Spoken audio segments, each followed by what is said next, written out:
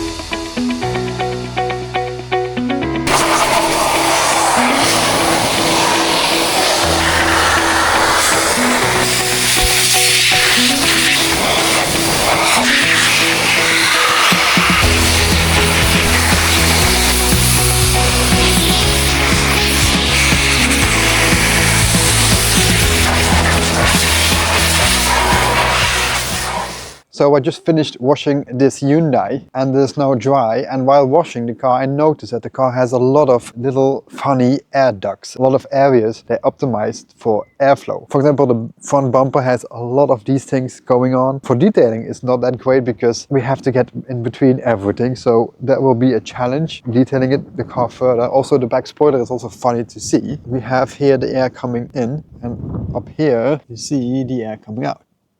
So we have to clean in this as well. My hand is not even fitting in it. So now we're going to touch all these areas and make it absolutely clean, polish it and ceramic coat the paint.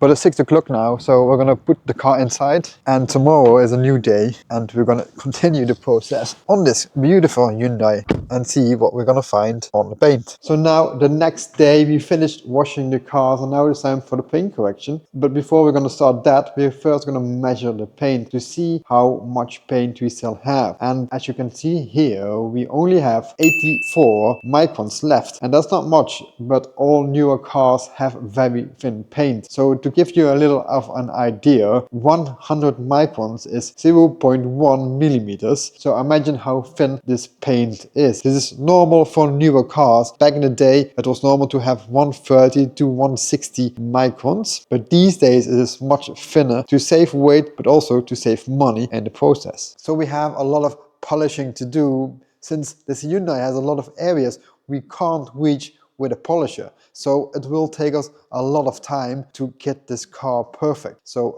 let's go. We have to do I think a few more hours of polishing, and then obviously this car gets a ceramic coating.